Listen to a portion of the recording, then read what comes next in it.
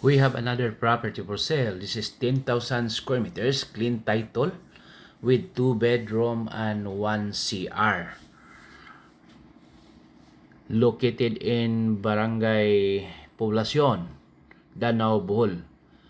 This property has so many improvements. Again, this property has so many improvements.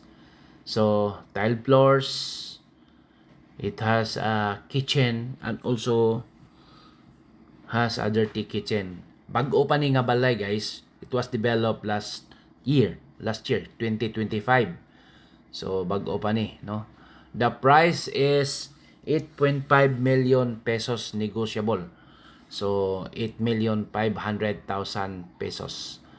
So that is the dirty kitchen and this is the garage. Garahian. So the good thing, no, there are so many coconut trees, and other fruit trees. So this is the interior part of the property. Mga gini siya, no? Muna yung kitchen. Then this is the outside, no, of the property. So kanang naas gawas tanan, no, it is for sale. It is part of the sale, no. Apil na sa baligya, no. So nindot kayo ang property. Develop na yun. So meaning kung kuan mo akwarta ni wan tay problema, dala na natas to mga sinina or magdala na lang ta sa to ang mga butang. So mao na guys, no. So it's very nice property gyud, no. And along concrete road, no, along the road. So I noticed, no, nga ang property na agi daghang tanom. There's so many plants. So there are pineapple, banana trees, coconut trees, papaya. Nindot siya papaya guys, mga mugbo ba? Lemon. Na po siya fish pan. So, naataning kantilaran, nindot kay ni. Diretso na lang ka puyo. Awa na kinahanglan pang kuan. May improve lang kagamay lang. See? Mango trees na asa siya. Mango trees. Manay nakanindot yun. As in, no?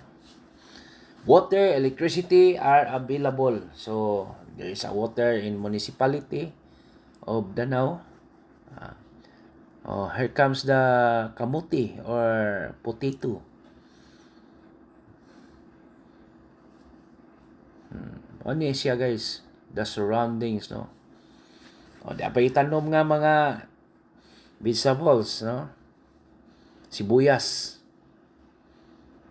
Dapat ginindot, sa may tawag to ani.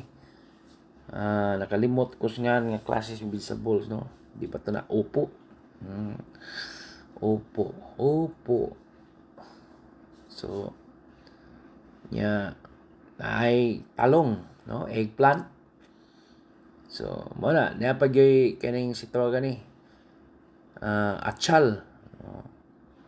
Muna siya guys. Then, napagigitawag umurag dwarf nga kuan. Dwarf nga, that is the papaya. Dwarf ng papaya. Wa lagi pagkaon nas langgam ang iyang papaya, wa lagi nagkuan. So very dwarf papaya, very small, no? Pero namunga. Na po'y dwarf nga kuan guys. Alang jackfruit. So jackfruit. Wow, jackfruit. Wala siya guys, no?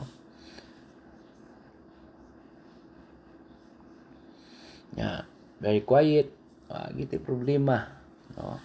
Develop na gyud guys, no? As in develop na gyud ang property nga atong gibaligya. with perimeter pins. Anoy, kompleto na. So again, the price is 8.5 million pesos. Yeah, poblasyon man sad. Reasonable price sa ni, no? So just in case mohangyo ta visit sa gitas property. O naidahang bunga nga jackfruit. See. Very, very nice gyud ang property na to. The coconut trees. Again, Danau Bohol is located at the middle of Bohol na cold place. Labi na night time, bugnaw diri guys. Neighborhood, natay bagong foreigner, no, nakapalit sa silingan diri. Natay mga silingan yun, no.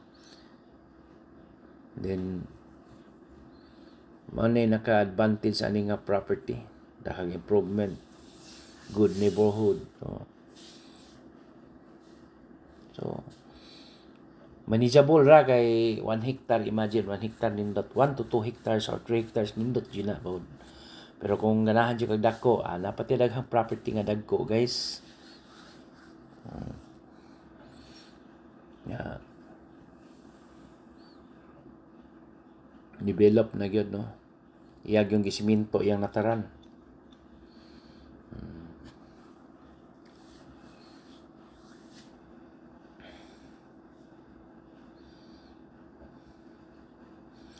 All you have to do is to develop more, no? I-develop na to dugang unsa man tumakayag develop kini nindot gid kay nga property.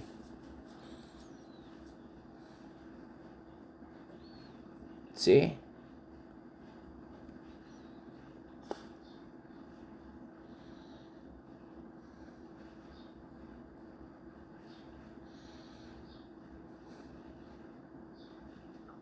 Nya kuan gyud guys, daghan jud lubi.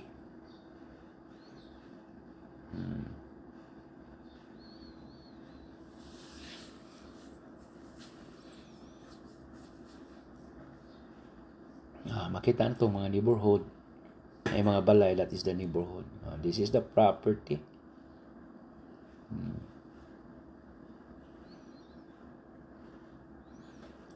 Putangan ganyag. That is the road, no? Buhatan ganyag karsada. Paingon po sa, although the property is along the concrete road. No? So very nice. From Tagbilaran City, it's more or less, no, 2 hours or less than 2 hours. So, Danau Bohol is sa una guys, 4th class municipality na siya. Pero karon as I heard, no, kanang bag-o latest is a 1st class municipality in Bohol na. Kaya na naman siya mga schools, improvements. So, a lot of improvements. 1st class ni. Sa una, dili pa siya 4th class pagit siya. Pero karon wala perting ninduta na. So, mo na ang municipality of Danau Bohol na mag-improvement.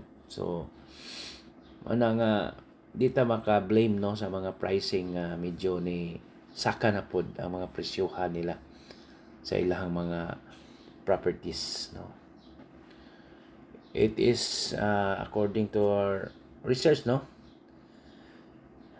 famous of its rich history and ecotourism, no, located about 90 kilometers 2.5 to 3 hour drive northeast of Tagbilaran City. It is home of globally recognized Danau Adventure Park and serve as the historical stronghold of revolutionary Francisco Daguhoy.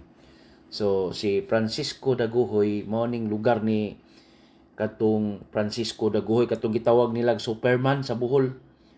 Mao nay pinaka kuan nga history guys. Gitawag to nilang Superman. So again, this is the property, makita na to, no, overview. Nindot kayo. Kay kadto man god wing back, no, sa history. Kadto man god si Daguhoy guys, mulupad daw to. Di gyud to masakpan. Namatay lang to sa katigwangon. Mao to siya sa panahon sa mga katsila pa to guys. Dugay na kaayong panahon. Mao na nga nindot kayo ang kuan sa Danau Bohol. Nya adto kag Danau Bohol going to Hitafe adjacent raman o taga Cebu ka. Then Tubigon, more or less mga almost 1 hour po paingon kag Tubigon. So again Tagbilaran City mga 2 hours kapin and Panglao International Airport. For inquiries, just contact me and please subscribe our YouTube channel. Again, we will process transfer of title. Okay? So, ano siya guys? Very nice. Very, very nice yung property. Daghan siya improvement. Daghan siya og mga lubi or coconut trees. Then, papaya, jackfruit, pineapple. So, many more, no? Nindot kayo na. Puyo na lang ka, guys.